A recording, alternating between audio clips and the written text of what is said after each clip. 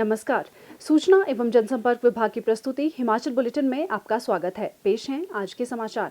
मुख्यमंत्री श्री जयराम ठाकुर ने आज शिमला में मुख्यमंत्री सेवा संकल्प हेल्पलाइन 1100 की समीक्षा बैठक की अध्यक्षता की। इस अवसर पर श्री जयराम ठाकुर ने प्रदेश के अधिकारियों को लोगों की शिकायतों के शीघ्र निवारण को सर्वोच्च प्राथमिकता प्रदान करने के निर्देश दिए, ताकि शिकायतों के निवारण में अनावश्यक रूप से देरी के कारण उन्हें किसी प्रकार की परेशानी न हो। मुख्यमंत्री ने कहा कि प्रदेश सरकार ने लोगों की समस्याओं को शीघ्र हल करने और उनके समय व धन की बचत के लिए मुख्यमंत्री सेवा संकल्प हेल्पलाइन 1100 आरंभ की है। ये हेल्पलाइन और जनमंच लोगों की शिकायतों का निवारण उनके घर द्वार पर करने के लिए वरदान सिद्ध हो रहे हैं। मुख्यमंत्री ने कहा कि हेल्पलाइन 1100 शुरू होने के पश्चात इस पर 84 विभागों से संबंधित 7,89,756 फोन कॉल आए, जिनमें से 1,53,970 शिकायतें, 13,682 मांगे एवं सुझाव और 6,82,104 जानकारी से संबंधित एवं फॉलोअप कॉल्स और अधिकारी हेल्प डेस्क पर 17,946 फोन कॉल्स प्राप्त हुए। शिकायतकर्ताओं की संतुष्टि के पश्चात 98,132 शिकायतें बंद कर दी गई। श्री जयराम ठाकुर ने कहा कि शिकायतों का उचित विश्लेषण किया जाना चाहिए, ताकि संबंधित विभाग शिकायतों के मुख्य कारण से संबंधित डेटा प्राप्त कर सके। उन्होंने कहा कि इससे न केवल जनता की शिकायतों का निवारण होगा, बल्कि शिकायतकर्ता संतुष्ट भी होंगे। मुख्यमंत्री ने कहा कि हालांकि पिछले वर्ष की तुलना में शिकायतों के संतोषजनक निवारण की दर में वृद्धि हुई है, परंतु इसे और अधिक बढ़ाने के प्रयास किए जाने चाहिए। उन्होंने कहा कि जल शक्ति विभाग की संतोषजनक क्लोजर रिपोर्ट 72% है, जो कि सबसे अधिक है, जबकि राज्य स्तर पर संतोषजनक क्लोजर प्रतिशत 64% है। मुख्यमंत्री ने कहा कि अप्रासंगिक और झूठी कॉल करने वालों पर रोक लगाने के लिए नीति तैयार की जानी चाहिए। उन्होंने हेल्पलाइन के कर्मचारियों की कार्यशैली की सराहना भी की। मुख्यमंत्री ने कहा, टेक्नोलॉजी के माध्यम से जुड़ करके लोगों को हम सुविधा दें, वो घर बैठे अपनी समस्या का जिक्र करें एक फोन कॉल पर और उसकी समस्या का समाधान हो, उसका आनंद और ही तरह का आएगा। उस दृष्टि से ये मुख्यमंत्री सेवा संकल्प यानी कि सीएम हेल्पलाइन की एक शुरुआत करने का हमने निर्णय किया और उस दृष्टि से हम आगे बढ़े। और मुझे इस बात की भी खुशी है कि ये इनिशिएटिव शुरू का इनिशिएटिव है उस वक्त का, और उस वक्त के इस इनिशिएटिव को आगे बढ़ाने में सब अधिकारियों ने भी बहुत अच्छा काम किया और इसमें सफलता हासिल हुई है। अब इसमें जहां तक ये रूटीन का काम नहीं बनना चाहिए, यानी कि हम इसको ठीक है, अब सीएम हेल्पलाइन 1100 पर कंप्लेंट हुई और उस कंप्लेंट को आगे चाहे वो लेवल 1 है, लेवल 2 है, लेवल 3 है, लेवल 4 है, एक रूटीन के रूप में उसको देखना, वो मुझे लगता है कि वो बिल्कुल उचित नहीं है। यानी कि सीएम हेल्पलाइन के माध्यम से जो भी शिकायत आई है उसको गंभीरता से लेना, इसकी गंभीरता कभी भी कम ना हो, उस बात को सुनिश्चित करने की आवश्यकता है।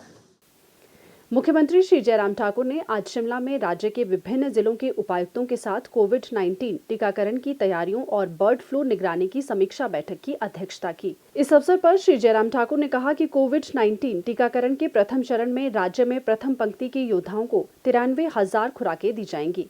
इसमें राज्य, केंद्र सरकार और सशस्त्र बलों के स्वास्थ्य देखभाल कार्यकर्ता शामिल होंगे। इसके लिए 46 स्थलों का चयन किया गया है। मुख्यमंत्री ने कहा कि कोविड-19 टीकाकरण को प्रभावी रूप से कार्यान्वित करने के लिए राज्य सरकार ने मुख्य सचिव की अध्यक्षता में राज्य स्तरीय संचालन समिति, सचिव स्वास्थ्य की अध्यक्षता में राज्य टास्क फोर्स, जिला स्तर पर उपायुक्त की अध्यक्षता में जिला टास्क फोर्स और खंड स्तर पर उपमंडलाधिकारी की अध्यक्षता में खंड टास्क फोर्स का गठन किया है। उन्होंने कहा कि राज्य वैक्सीनेशन स्टोर शिमला में स्थापित किया गया है, जबकि धर्मशाला और मंडी में क्षेत्रीय वैक्सीन स्टोर स्थापित किए गए हैं। उन्होंने कहा कि राज्य के सभी 12 जिलों में जिला वैक्सीन स्टोर स्थापित किए गए हैं। चिकित्सा महाविद्यालयों, खंड स्तर, सामुदायिक स्वास्थ्य केंद्रों और प्राथमिक स्वास्थ्य केंद्रों में भी 371 स्टोर बनाए गए हैं। श्री जयराम ठाकुर ने कहा कि कोविड-19 टीकाकरण के लिए राज्य मुख्यालय में 2 जनवरी 2021 को, जिला मुख्यालयों में 8 जनवरी को और 11 जनवरी को पूर्ण राज्य में ड्राई रन के 3 चरण आयोजित किए गए हैं। मुख्यमंत्री ने कहा कि इस टीकाकरण से संबंधित जानकारी, सूचना, शिक्षा एवं संचार सामग्री तैयार कर पंचायत स्तर पर उपलब्ध करवाई जानी चाहिए, ताकि लोगों को इस टीकाकरण से संबंधित जानकारी के बारे में जागरूक किया जा सके। मुख्यमंत्री ने उपायुक्तों को जलाशयों के किनारों की कड़ी निगरानी करने और मृत पक्षियों का समुचित निपटारा सुनिश्चित करने के निर्देश दिए। उन्होंने कहा कि बर्ड फ्लू के दृष्टिगत प्रदेश सरकार ने अन्य राज्यों से पोल्ट्री उत्पाद लाने पर रोक लगाई है। मुख्यमंत्री ने कहा, थोड़ा चिंता का विषय हमारे लिए जरूर बना था, क्योंकि पौंग डैम में जो नंबर पक्षियों के मरने का पिछले दिनों हमने नोटिस किया था। एक बार तो काफ़ी तेज़ी से बढ़ा, लेकिन पिछले 3 दिनों से हम देख रहे हैं कि उसमें नंबर में एकदम डिक्लाइन भी आया है, नंबर कम हो रहा है। ये हमारे लिए थोड़ा सुखद संदेश है। लेकिन फिर भी उसके बावजूद हमको इस सारे विषय को बहुत गंभीरता से लेना है कि अगर नंबर हमारे पास कम आता जा रहा है जो बर्ड्स की डेथ का, इसका मतलब ये नहीं है कि भाई यहाँ हमारी समस्या समाप्त हो गई। हमको बिल्कुल सावधान रहना है, और सावधानी एकमात्र इसमें एक रास्ता है। और ख़ास तौर से जो पौंग के एरिया में जो थोड़ा आईसी के लिए हमने जो जानकारी दी थी, उसकी शायद में कल में तैयारी कर दी है दोनों डिपार्टमेंट की ओर से, और उसके लिए डिप्टी कमिश्नर इंश्योर करें कि उस सारी चीज़ को ठीक तरह से वहाँ पर करें। बाकी जगह से हमको इस प्रकार की जानकारी अभी तक नहीं मिली है, लेकिन फिर भी सारे डिप्टी कमिश्नर अपने अपने डिस्ट्रिक्ट में थोड़ा विजिल रखें कि कहीं जहाँ भी हमारी वाटर बॉडीज हैं वहाँ इस प्रकार की कोई जो है वो हमारे रिकॉर्ड में कोई इस तरह की कोई डेथ बर्ड्स की तो नहीं आई है, वहाँ दिख तो नहीं रहे हैं ऐसा। ये सारी सिचुएशन को भी थोड़ा सा आप देखते रहें, थोड़ा सा इस पर अलर्ट पे तो रहें।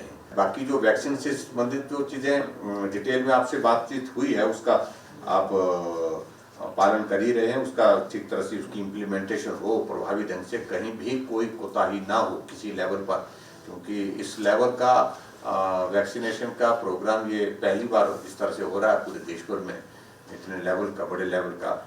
और इसलिए स्वाभाविक रूप से जिम्मेवारी बहुत बड़ी है ये। और लेकिन फिर भी उसके बावजूद जिस तरह से आपको बताया गया है कि उसमें एक बात को सुनिश्चित करेंगे कि भी ऐसा नहीं कि वैक्सीन लगाने के बाद फिर मास्क पहनने की ज़रूरत नहीं है, सारी सावधानियां जो बताई गई है उनकी ज़रूरत नहीं है, वो सारी अभी तक जो रहेंगी तब तक ही, जब तक वैक्सीन की दूसरी डोज नहीं होती। और दूसरी डोज होने के बाद भी 2 हफ्ते 14 दिन जो है वो, उसके बाद उसका जो है इम्पैक्ट आएगा। 42 डेज का कुल मिलाकर के इसमें बताया गया है। इन सारी चीज़ों को लेकर के भी आप लोगों ने जो जरूरी चीज़ें हैं वो आप लोगों ने उस प्रकार से करनी है। आज शिमला में मुख्यमंत्री श्री जयराम ठाकुर ने सूचना एवं जनसंपर्क विभाग के वरिष्ठ अधिकारियों के साथ आयोजित बैठक की अध्यक्षता की। इस अवसर पर मुख्यमंत्री ने कहा कि एक प्रभावी मीडिया योजना तैयार की जानी चाहिए, जिससे प्रत्येक हिमाचल वासी को ये महसूस हो कि वे हर क्षेत्र में हिमाचल प्रदेश के 50 वर्षों की शानदार यात्रा का सहभागी रहा है। श्री जयराम ठाकुर ने कहा कि जनसंपर्क अधिकारियों को आम आदमी के हित के लिए आरंभ की गई प्रदेश सरकार की नीतियों और कार्यक्रमों के प्रचार के लिए अधिक उत्साह, समर्पण और व्यावसायिकता के साथ कार्य करना चाहिए, ताकि इन्हें सही परिप्रेक्ष्य में लोगों तक पहुंचाया जा सके। मुख्यमंत्री ने कहा कि मासिक पत्रिका हिमप्रस्थ के विशेष संस्करण प्रकाशित किए जाने चाहिए, जो न केवल पाठकों के लिए रोचक होने चाहिए, बल्कि इसमें हिमाचल प्रदेश की जीवंत झलक भी होनी चाहिए। श्री जयराम ठाकुर ने कहा कि इन वर्षों के दौरान राज्य की उपलब्धियों का व्यापक प्रचार सुनिश्चित करने के लिए परंपरागत मीडिया का उपयोग सुनिश्चित किया जाना चाहिए। उन्होंने कहा कि इस कार्यक्रम में युवाओं को सम्मिलित करने के लिए कदम उठाए जाने चाहिए। उन्होंने कहा कि स्वर्ण जयंती वर्ष के दौरान 51 मेगा कार्यक्रमों के प्रचार के लिए विभाग को प्रभावी योजना तैयार करनी चाहिए। आज शिमला में मुख्यमंत्री श्री जयराम ठाकुर से विधायक राकेश जम्वाल के नेतृत्व में सुंदरनगर नगर परिषद के नवनिर्वाचित सदस्यों के एक प्रतिनिधिमंडल ने भेंट की। मुख्यमंत्री ने नवनिर्वाचित सदस्यों को बधाई देते हुए उनसे समर्पण भाव के साथ लोगों की सेवा करने का आग्रह किया। प्रदेश में कोरोना संक्रमण की जांच के लिए आज 2520 लोगों के सैंपल लिए गए, जिनमें से 1174 लोगों की रिपोर्ट नेगेटिव पाई गई है, जबकि 1341 लोगों की रिपोर्ट आना बाकी है। अभी तक 8,56,434 लोगों की जांच की जा चुकी है, जिनमें से 7,98,529 सैंपल की जांच नेगेटिव पाई गई है। प्रदेश में कुल 56,539 लोगों में कोरोना वायरस के संक्रमण की पुष्टि हुई है, जिनमें से 54,808 लोग इस बीमारी से ठीक हो चुके हैं और 769 व्यक्ति उपचाराधीन हैं।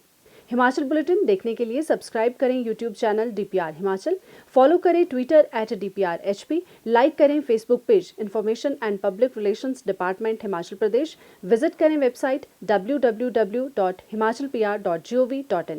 इस अंक में इतना ही, कल फिर होगी मुलाकात। दीजिए इजाजत, नमस्कार।